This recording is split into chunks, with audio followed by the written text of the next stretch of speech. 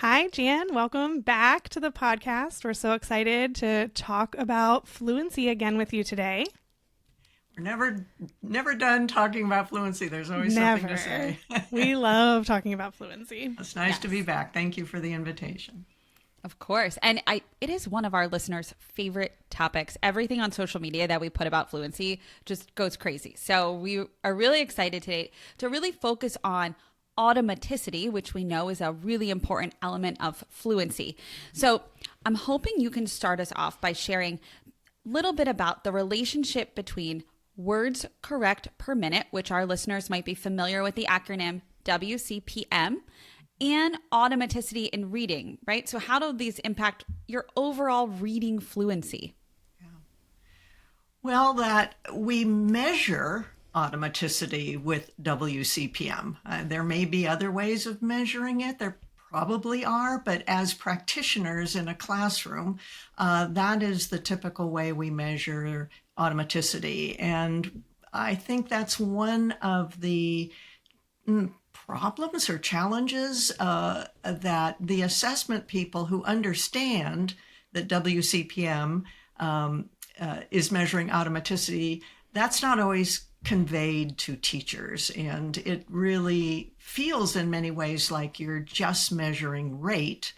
And we often talk about rate or even speed as part of fluency. The National Reading Panel did that. And they, in their chapter on fluency, they kept talking about fluency in slightly different ways, but always the same three components. It's always accuracy, rate, and expression or prosody. But there was sometimes in the National Reading Panel where they said fluency is the ability to read quickly, accurately, and with good expression. I think nowadays everybody's thinking has evolved a little bit, and I've been assured by one of the co-authors of that chapter that reading quickly would not be listed as the definitive component, because it's not the quickness, it is the automaticity. And automaticity, we prefer that term because it does include accuracy. Accuracy, you all know, I've preached it so many times. Accuracy is the foundation of fluency. That's where we start, that we cannot sacrifice accuracy if comprehension is our goal, which it always is. So once we have a foundation of accuracy, and that can be at, just even at a letter level, we're talking about this letter is M, and now you know it. Now let's see if we can identify it a little more quickly, and that quick identification of a letter, a sound, a word, the automatic recognition of words and phrases, that is the keystone of fluency. But we always start with automaticity. We always start with accuracy, weave in rate, which then becomes that marriage of automaticity. And eventually we pay attention to expression and prosody. It's not irrelevant, but it's those first two things. It's the accuracy and automaticity. And as you said, the best way for us to measure automaticity is correct per minute. We can do that. You mentioned words correct per minute, which is typically the oral reading fluency or ORF curriculum-based measure that we're using in many different forms. Lots of different commercial products these days measure ORF. But ORF is, when you administer ORF, the outcome, the metric is you're measuring words correct per minute. But for our emerging readers, we can use an automaticity measure of letter name fluency, letter sound fluency, which I and many others wished we had named letter naming automaticity, letter sound automaticity, nonsense word automaticity, so that we're real clear and real accurate. And in fact, we could say oral reading automaticity or something like that, a better name than oral reading fluency, because fluency really does include that prosody and expression. And that's another confusing thing. Like, we're measuring fluency, but you said fluency has prosody. And yeah, so let's just think of words correct per minute as automaticity. It's the centerpiece. It's what makes fluency important. Because once automaticity is achieved at that letter, sound, word, phrase, text level, when that's achieved, and we pay attention, of course, to the top of Scarborough's rope, and we know what those words mean, and we understand the syntax and semantics, and we can use our inferencing skills and our background knowledge, we have comprehension. And that the key to that is that automaticity piece. Jan, can I follow up with what you just mentioned there? I actually saw, I know we talked about this the last time you were on too, but I saw some confusion online where people were saying about the ORF and the comprehension and that link between them. And some people were confused by, they were saying, well, is it a measure of comprehension itself? And I think you and I would both say, no, it's not. But can you explain that a little bit for our listeners? Sure, I'll try. We've got a couple hours, right, to talk about this. Yes, I have been, so measuring comprehension, let's just start there. I have been very influenced by many of my very brave colleagues. I think all of my colleagues in the field of as reading researchers who take on comprehension, I put them all on pedestals. Like, really? I stayed with Fluency, this narrowly defined, complex, but nothing like comprehension. So I'm particularly influenced by the work of Hugh Katz, who has so, to me, clearly articulated a couple of things. One is that comprehension exists. It's really important. It's essential. It's the whole purpose of reading in many ways. But the second point he makes to teachers all the time is that it's incredibly hard to measure. And it's incredibly hard to measure because it is so complex and multifaceted. He talks about every reader has multiple strengths and weaknesses in comprehension because of multiple factors: attention, background knowledge, interest, all kinds of things. So he even in a seminar, and I quote him all the time, kind of waggling his fingers at teachers, say, stop trying to measure comprehension as if it's a single thing. Stop that. But then he doesn't say, so you can't even try. He says there are other ways that you can get at the underlying components of comprehension. And he made a little bulleted list in the seminar that I'm thinking about. The first thing on that list was words correct per minute. Here's from Hugh Katz, one of the world's experts in comprehension, saying the best thing you can do in a classroom to get a peek at a student's comprehension is measure words correct per minute. It's not the only thing on his list, and it never should be. But what we know, and I would just look this up the other day because I got an email from somebody basically asking me that same question. My colleagues are saying, actually it was a little bit different. She had attended a webinar where somebody said, you should stop using oral reading fluency, words correct per minute, because it doesn't tell you anything about comprehension. Interesting. Yeah, no, that is absolutely this is why not true. there's so much confusion in the field. There's so many ways to get information. And honestly, teachers don't have the access to the research portals nor the time. And it's very, it's hard to read, to be honest. Right. So, and then they go on a webinar and people are saying the opposite of what some other expert is saying. So I sent her a couple of articles.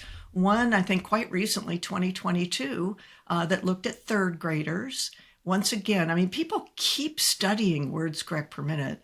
I think in part because it's just such, as I have said, a weird little assessment that we can really get anything out of a 60-second cold read from a kid. So people keep studying it like, come on, really, this can't be true. So this study was 2022 looking at third graders and comparing the third grade to the outcome that one of the outcomes we measure comprehension was a state assessment. So the state assessment of third grade, which is, all the state assessments are essentially a reading comprehension test. And these researchers said, we need to keep doing this because those state tests keep changing. So what we think of as comprehension in a practical arena, like a state test, keeps changing. So does ORF continue to predict, not measure? So now I've come back to answering your question. No, ORF does not measure comprehension, but it remains one of the best indicators of comprehension. Far from perfect. Everybody who works with multilingual learners knows that we can do a really good job of getting kids to decode with automaticity, but they may not be comprehenders, and that's not going to show up in a word correct per minute assessment. But we know that. We're professionals. We can look at that. But, when these researchers say, and there was a quote, something like, over the last 4 decades, nothing has surpassed oral reading fluency in the ability to predict with reasonable accuracy students' likely comprehension. And it takes a minute. That's the trade-off. You want to measure comprehension? You can go find a school psychologist or a cognitive psychologist or maybe a lot of special educators who can truly measure the best we can the kind of stuff that Hugh Katz is saying, real comprehension, multifaceted, multiple hours. You have, all kinds of different ways of getting at comprehension. We can do that, but no classroom teacher should do that or has, that's not where we should be spending our time. So instead, let's do a 1-minute measure and get a pretty good idea of where kids are as an indicator. So yeah, I stand solidly with the people who think it's a strange test. I do. I get it. I cannot wrap my head. I don't know. I still have some issues with that part of it. But I've looked at the research. I've done the research. I use it all the time. And again, not just the text oral reading fluency, but the letter naming sound, the letter sound fluency, letter naming fluency, nonsense word fluency differentiates kids real fast to say, you're on track, you're going to need a little or a lot of help to get on track. You can get on track. So any of those automaticity-based measures do tell us a lot. Yeah, and it sounds like some students would benefit from those other assessments you're talking about with comprehension specifically. Like if you're seeing that there's something going on here that you need to dig deeper and find out more. But for a classroom full of students, this is the oral reading fluency and all the other fluency assessments are great places to start to get a picture. Yes, the screening that we do with all the kids and differentiate those. We're sure they're fine, they're likely fine, they might not be fine, and deeply at risk. We can do that. Classroom teachers can do that quite efficiently. And then we turn to our colleagues, our specialists, to dig deeper as needed. Mm-hmm. I find that so reassuring that these quick tests can tell us so much because I feel like it's not just quick, but it's also frequent. We're not giving it once at the beginning of the year, once at the end of the year, right? We're giving it throughout the year to measure progress on a regular basis. I'm not saying, every week, but we would be giving it semi-regularly to get an idea of, hearing a student read for a minute in September, hearing a student read for a minute in November, hearing a student read for a minute in January, and just really tracking that progress over time. I know the letter naming ones, depending on the student, might be a little bit more frequent, right? Depending on their needs and where they fall within those assessment categories, I should say. So I'm just curious if you wanted to react to that at all, Jan. Well, even the oral reading fluency can in fact be given more frequently. When we change its use, the category of assessment to progress monitoring from benchmark screening, we can use all of those automaticity measures. For that purpose, and some of them top out, like you're sort of saying that, like letter naming fluency, we don't use that with third graders because it's that predictive power. And even oral reading fluency, we know that it loses its predictive power as an indicator once students are reading at about the 5th grade level. which may mean we can use it in middle school and high school if those kids are, as many of them are, stuck reading around the third or fourth grade level. It still is a very reasonable indicator. So we can use them more frequently, but you're right. We can use them frequently in part because it's easy to create multiple measures. We don't have to take the same passage and read it 5 different times across the year. We can use various forms and the efficiency, how quickly we can administer it. And another thing that we can look at, and it's often, I know Stephanie Staller and a lot of people that are really into the MTSS world remind us that those assessments looked at more broadly can also help with program evaluation, not just individual student decisions, but if we look at how are all the second graders doing in this school from fall, winter, spring, we can make some really important decisions about the effectiveness of Tier 1 and use our resources wisely that way. So that incredible data has many uses. Not to measure comprehension, doesn't do that. But it can help evaluate programs, and it can give us an indicator of risk. That's great. And you answered another question I hear a lot, which is why there are not high school Hasbrouck and Tyndall tables for fluency. So thank you for bringing that up. We don't really need them. We don't really need them. Other researchers, Tim Rosinski has done some work with this. Other people have too. But if you look at this is an article I need to write to really clarify this for people. But if you look at our last 2 studies, 2017 Hasbrouck-Tyndall, 2017 and 2006, where 2006 we did go up through 8th grade, but right around 5th grade, you see at the 50th percentile a leveling off at about 150. Which is words correct per minute, which is exactly what Rosinski found when he went up and looked at high school and even proficient college readers. Somewhere around 150 to 200 is where automaticity levels off, which makes sense. We don't get faster and faster and faster and faster as we age. What proficient readers do is they're able to maintain that level of automaticity even though the text is getting harder. That's what's changing. Between 8th grade and 10th grade, we hope that the text is significantly harder, but the kids who are proficient readers or advanced readers can maintain a level of fluency. And we also know that level of fluency, around 150 to 200, mirrors spoken language, which is really important because the whole purpose of all of this is comprehension. So if we read faster than our brain can understand, it doesn't do us any good. That's why slow automaticity or weak automaticity is really a problem because it's too slow for our brain to comprehend.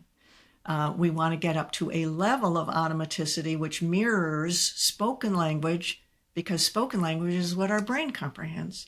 So there's no point except, skimming and scanning, I guess, studying for trying to get to the end of a novel or something like that. But that's a whole different kind of reading. For most reading where we really do want to comprehend what we've read, getting up to that range is good enough, and we don't expect or want kids to get faster and faster. So if you have high school students who are not reading at grade level, give them you can give them grade level passage. If they're not somewhere on around 150, then you have found a child who needs some extra attention and intervention, and then that kicks in a whole other set of assessment types. Yeah, that's so helpful. And I think it brings us around to something you wanted to chat with us about today, which was this other study that was all about NAEP scores with 4th graders. And you actually found something in that study that made you rethink some of the things you were thinking about fluency. And I have to tell you, Jan, from my seat and probably from teachers, to hear that Jan Hasbrouck was rethinking something she thought about fluency, which is her thing. I love that mindset of just like, there's research and I'm rereading it and I'm changing my thinking if there's research that says something different than what I was saying. So anyway, I'm going to pass it over to you to talk to us all about that and what you saw in this study. All right. Well, thank you, Melissa. That makes me feel very encouraged because I do feel a little bit of mea culpa on this one because I was pretty sure of myself and have been saying and writing a conclusion that was incorrect. I was very excited to see the study you're referring to. It was a bunch of researchers, White et al., who did what I thought still think, was a really brilliant study and very, very helpful to those of us who understand the importance of fluency and automaticity particularly, and what we should be doing about it in the classroom. So that study came out 2021. It was published. It was an IES grant-funded project where, yes, they went back and looked at 2018 NAEP scores, which is part of the excellence, I think, of this because it's pre-COVID. So we don't have to worry about, COVID stuff. These were kids, their school career fourth graders who had been untouched by the pandemic. And what the NAEP does, the NAEP is, we talked about comprehension assessments. The NAEP is a widely accepted, fairly rigorous assessment of reading comprehension. Students read passages and answer multiple choice questions, and their performance is then categorized as advanced or proficient or basic or below basic, where proficient really means solidly at grade level. Generally, that teacher talk, but solidly at grade level. You give them pretty much any grade level material, they're likely to be able to comprehend it. Basic means they can understand it at a basic level. Advanced are those kids, we all know, you can give them anything above grade level. They are really advanced comprehenders. And then the basic, and then below basic, they even have below basic high and below basic medium and below basic low, because there's a bunch of kids down there, so they differentiate them too. But what these researchers did that was I think so helpful, certainly helpful to me in giving guidance to people in the field, was they went back and looked at the students. They had access to these students' words correct per minute, oral reading fluency from their schools had done that tracking. So they went back and correlated those things and found very clear categories of automaticity proficiency, words correct per minute performance for those advanced readers, the proficient, the basic, and below basic. And now, really for the first time, we had numbers. Up until that study, I had theorized, like based on my experience and based on my work with kids, and that it is I knew from experience really, and there were some studies that showed the 50th percentile was really kind of the floor. You had to be there. But I had then for years been saying it's the 75th percentile, which is really, there's just no evidence that getting above that 75th percentile has any benefit. So that's the range you want to aim for as instruction. And when I first read that study, and I just reread it again, they do cite my work, Hasbrouck and Tyndall norms. They say this aligns very much with the work of Hasbrouck and Tyndall. And all of that made me so excited, I must have blinked for a moment. And because I misinterpreted the correlation that they did. I thought they were looking at the end of the year Hasbrouck and Tyndall norms because I made an assumption. Someday I'm going to really learn to stop making assumptions. But I read over the part that said, I assume NAEP was administered at the end of the year. Sure. And that's where I think I got so excited, I just sort of skipped that part. Because it says very clearly in the article that NAEP, these were scores from the middle of the year. So I was going around because I read a little too fast, and I was saying, look how these scores align almost perfectly with the advanced students were reading right around 160, or that was their average. They reported that in the article. The proficient students were reading around in general. They didn't say about.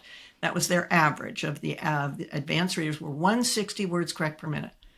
And that aligns exactly with the Hasbrouck and Tyndall end of year 75th percentile. So I thought, there you go. This proves that what I've been saying was right all along. And I said that I've been saying that in lots of webinars for quite a while. I said it in one of your podcasts. I've written about it. It's in a book that I wrote. I got to get that changed. Because somebody very kindly reached out to me privately, not doing it on social media, but said, I think I heard you say on Melissa and Lori Love Literacy that it's the 75th percentile that aligns with advanced readers, and I don't think that's correct. Like, well, you're wrong, of course, I thought. Of course. And then I went back and read the article and was like, oh dear. Yeah, that's correct. That I was wrong, because I was simply comparing their very clear scores: 160 for advanced, 142 for proficient, 123 for basic, and then 108 and lower for below basic. And those did align so clearly with our end of year goals. But those researchers, White et al., compared them to the Hasbrouck and Tyndall middle of the year goals. And they do align, but we have to change our alignment a little bit, because the 160 aligns more closely to the 90th percentile. Our middle of the year 90th percentile is 168. And when you understand confidence intervals, that puts that at the low end. So it's not that those advanced readers were actually at the 90th percentile, but they were certainly above the 75th percentile. So the high end of value to automaticity, that's the way I want to talk about it, that there is value to automaticity, and we know the numbers now. You have to be somewhere around the 50th percentile, which on the Hasbrouck and Tyndall norms, that changes up until about 5th grade. But it's that for grade level reading, you have to be minimally in the vicinity of the 50th percentile. But there does appear to be advantage to getting close to the 90th percentile in that range, certainly slightly above the 75th. Our middle of the year 75th for 4th grade was 143, and their finding for the proficient, that very good but not superb, not advanced. So very good readers, proficient comprehenders on the NAEP were essentially at our 75th percentile. So there are some readers who can read a little bit faster, not faster than speech, but faster. And there may be for those readers some advantage to a little bit higher automaticity. But all the people, my caution, the but is that we don't, I'm going to slow down my speech here because I really want to make a point. We don't want any teacher to interpret that the key to advanced comprehension is fast reading. That is not the correct interpretation of that. Automaticity is a key point.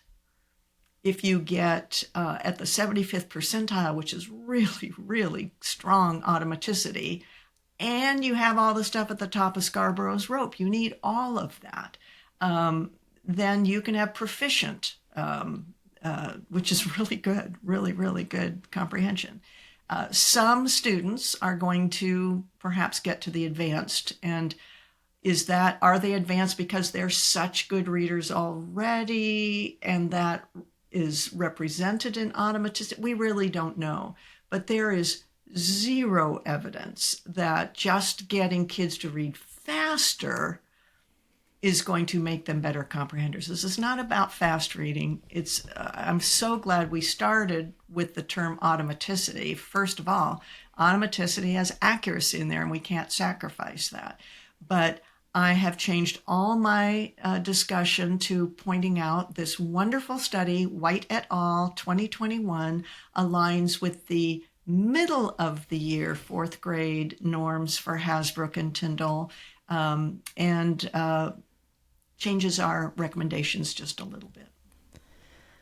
That makes sense. And I'm thinking about when we talked about this the first time, I think one thing I brought up was that, just normally in a school or in a classroom, our thought is that we want to get to 100%, right? On any assessment, that seems to, why would that not be our goal? So it sounds like the idea behind it is still the same, right? Is that we don't necessarily need to get to 100%. 75% is still strong, but it might be a little higher than we thought. A little bit higher, yes. So in our norms, we chose to only put them in those chunks of percentiles. Right. We do have the whole percentile layout from 99 on down, but we don't share those. I mean, that's not what we published, in part because that implies some precision. And teachers get hung up on, he's at the 77th, but I want him at the 78th. There's no functional difference between really those. That's why we said 50th is a category, and we provide one number. But there's good research of assessment people that say that number is not the real number. There's always a confidence interval around that number. Ted Christ and colleagues have said for above second grade, that number is a range of plus 10 and minus 10 around the 50th percentile. So when you think about that, the 90th percentile plus and minus 10 is 168 minus 10 is 158. And that would be within the, statistically within the range of what those advanced students performed on the White et al. Study. But it's a range, and it's not precise. And yes, although this study changed my thinking, informed my thinking that there is some advantage of a little bit higher, you don't have to even get to officially the 90th percentile. So it remains no evidence that just keep pushing has any benefit. And then keep thinking about the whole purpose of all this. It's not that number on the page, words correct per minute. It's about comprehension.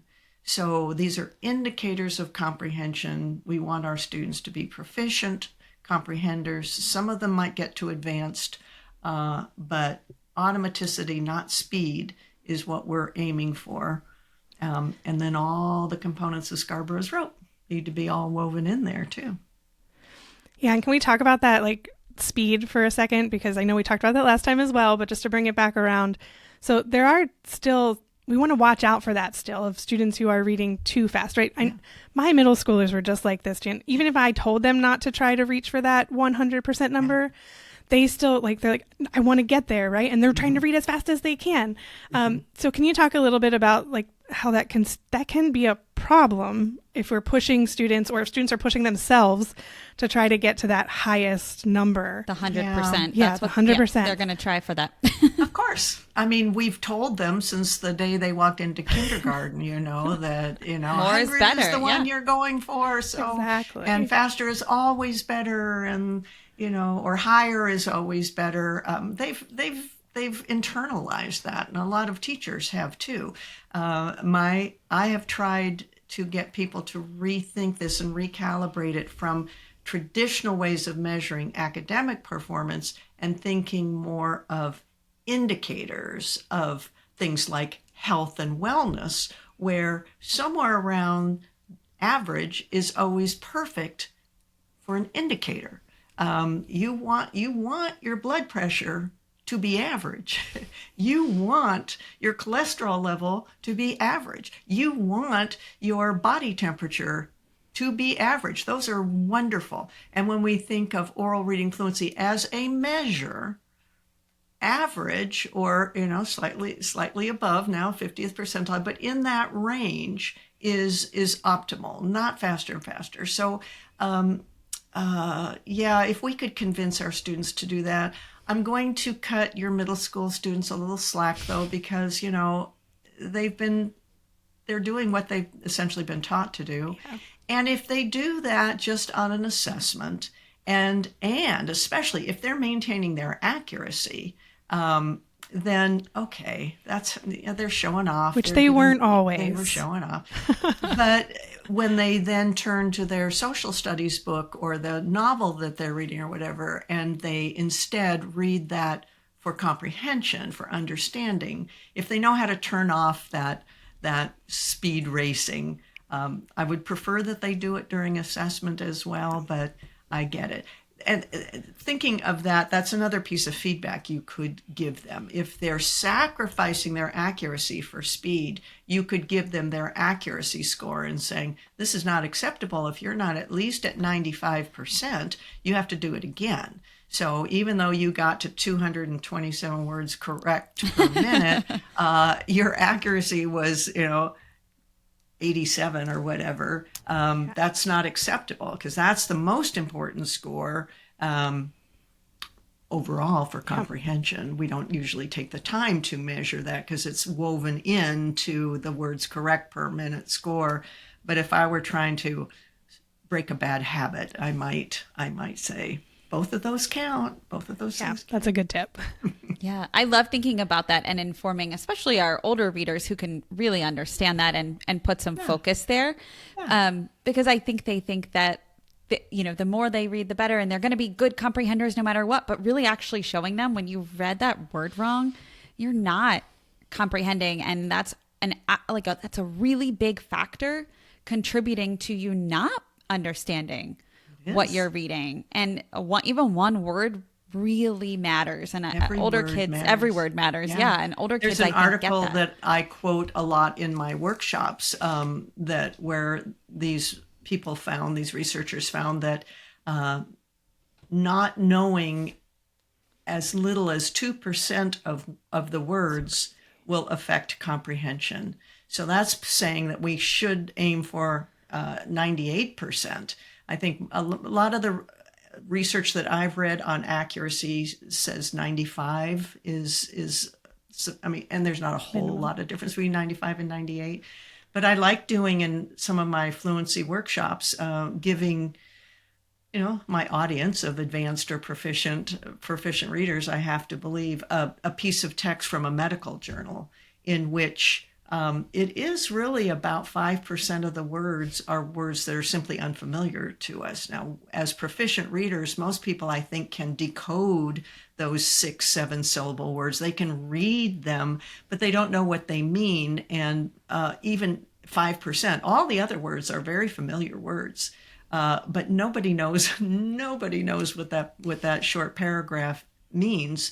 You need to know almost all the words and not just decode them correctly, but know what they mean in order to comprehend. So that's part of accuracy too. We measure it just in, did you say that word correctly?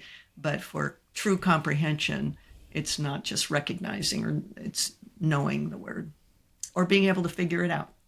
Yeah. Can we talk a little bit more about that? I would love to think about the other factors involved, right? Like motivation, like background knowledge, like vocabulary that you just mentioned.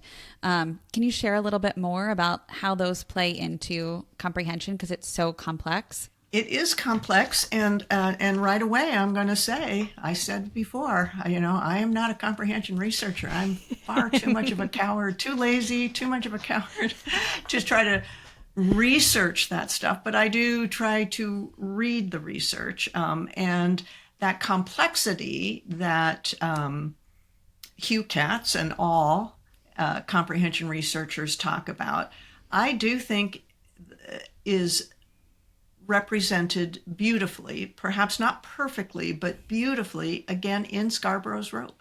That top of the rope, all that language stuff. We say you need, students need language to comprehend, but she has so nicely delineated that includes background knowledge And she separates that from vocabulary. So you need that general knowledge, but you also need knowledge of words and what they mean. Those language structures, we've got a lot of students, and not just our multilingual learners, but a lot of our students with who come from backgrounds where they don't get a lot of exposure to academic type language structures could benefit from some. And so they may be, perfectly adequate native English speakers, but they're far separated from the academic structure of syntax and semantics that is required for reading comprehension in their classrooms.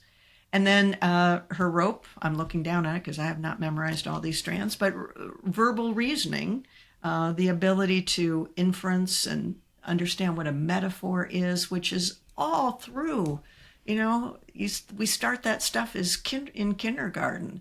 The dog was as big as a house. Okay, is that true? Is that a metaphor? What does that mean?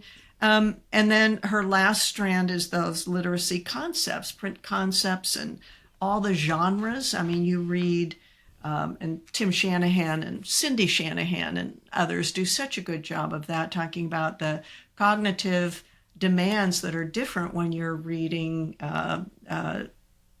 different types of text that are meant for different things. Narrative is very different than content materials. We read science text differently than we read poetry, and knowing how to do that and getting the brains trained with experience to do those things. Yeah, it's super, super complex, and we need to be thinking about those things when the outcome is skilled reading, comprehension, motivation. We can always hope for all of those things, but all of those pieces, and including it's not just our multilingual learners that we need to be looking for the possibility for some additional targeted instruction or intervention to strengthen all of those strands. Thank you. That's so helpful. I love too that you look at the rope. I have it printed out and also look at it. I don't have it memorized. So thank you for being so real and saying that.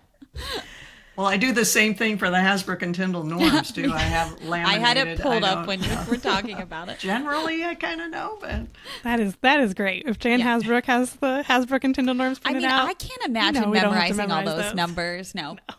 I did link it in the show notes, so it's in the show notes for everyone in case you're looking for it. You can print it out yourself. The research that Jan was talking about earlier as well by White et al. So it's all in the show notes. Yeah, you're welcome.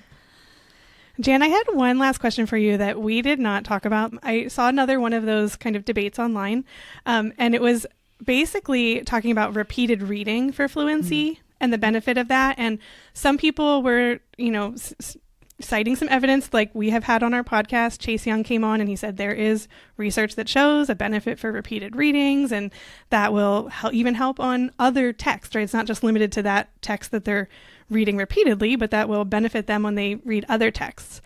Other people were saying that they're just memorizing the words there. That's not actually really helpful for fluency.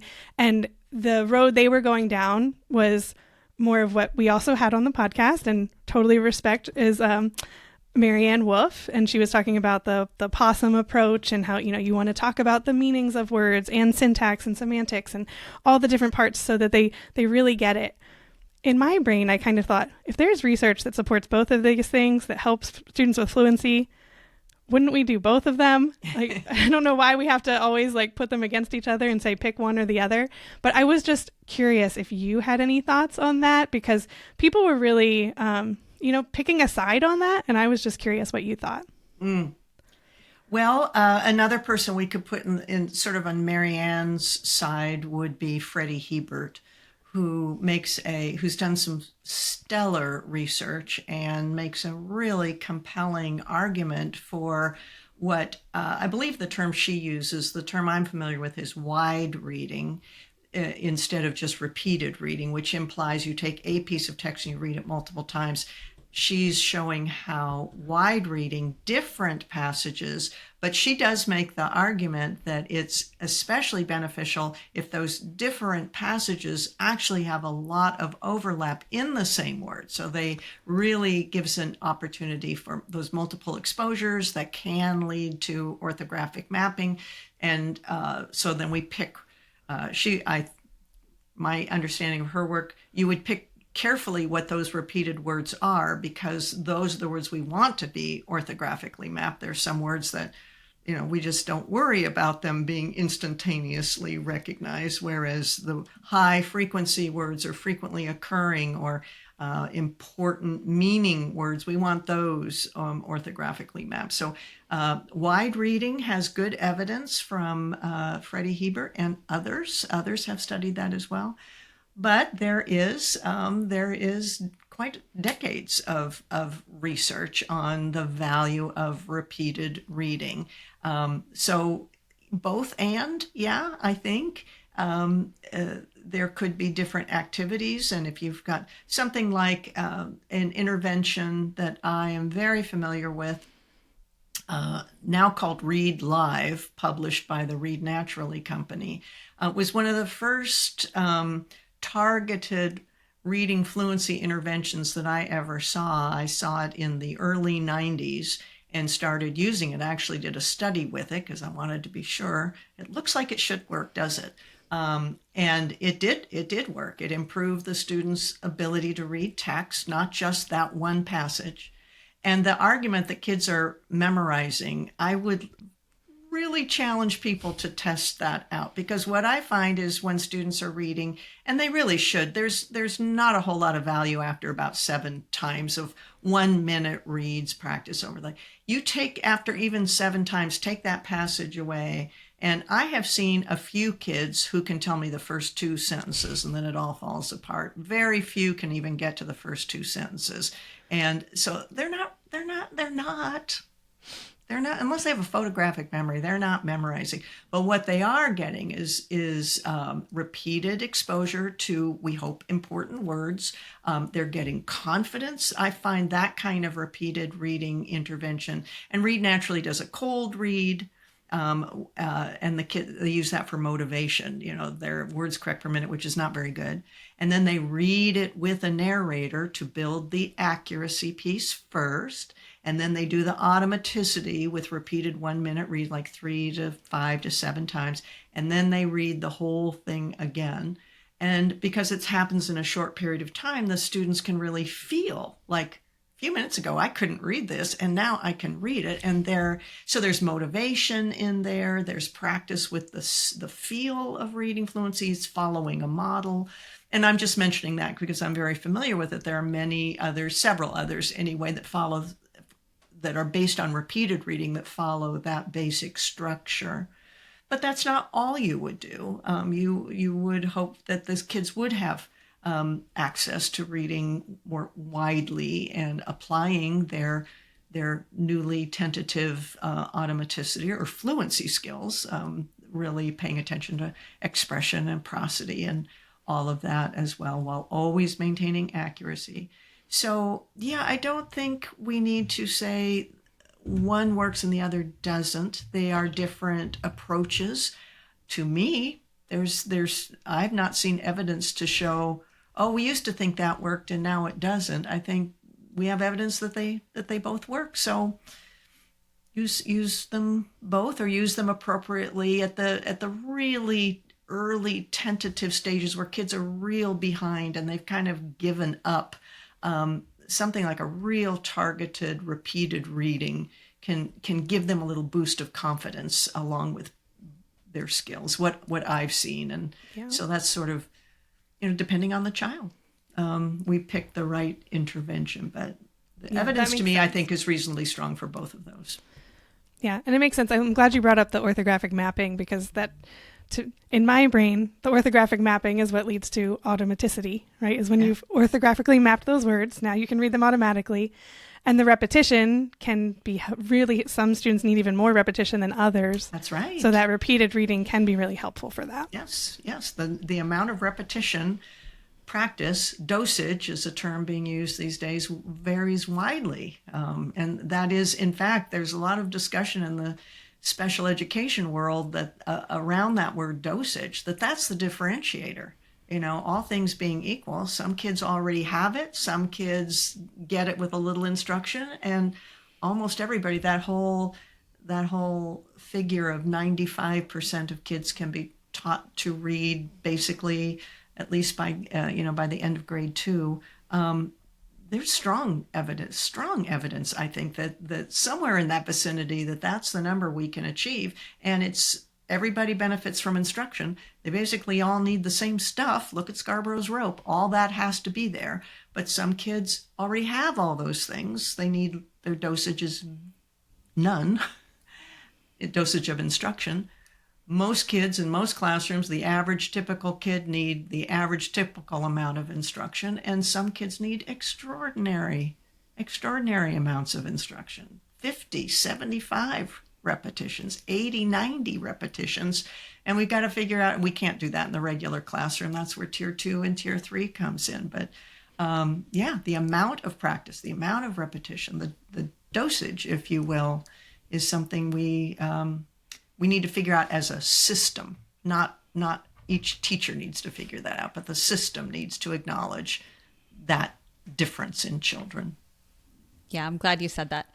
I'm thinking too, it's not necessarily, in my brain, it wasn't like one versus the other, like repeated readings or this multi-component approach. It's really weaving them both together, Jan, from what you just said, in a way that makes sense for the students in front of us.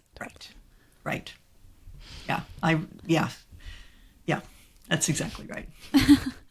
So helpful. Oh my gosh, I love thinking about this with you. And we're so grateful that you came on again to talk about fluency. What a treat. We were thrilled the first time. We're even more thrilled the second time. So thank you so much. And thank you for really being vulnerable and sharing your new learning with us and our listeners. And I feel like we all can relate to having those know better, do better moments. And yes, we're with you. So love that motto. We need to embrace that motto. All of us, no matter where we are on this literacy journey, because we are never done learning. I'll probably read a research article this afternoon or this week that makes me go, oh, yeah, I'm going to think a little differently about that in the future. Yeah. Well, call us up. We'll have you back on. I really do. No, somebody asked us the other day, do you think you'll ever run out of things to talk about on the podcast? Like we've I don't know, 200 some episodes now. I was like, no, because we're always still learning, just like you said. Yeah, so. All right, the research keeps coming. Yeah, keep it on. Well, thank you so much, Jan. We are so grateful to have you back. And, we're just thrilled that you wanted to talk fluency again with us. So thank you. Thank you for the opportunity. It was a delight.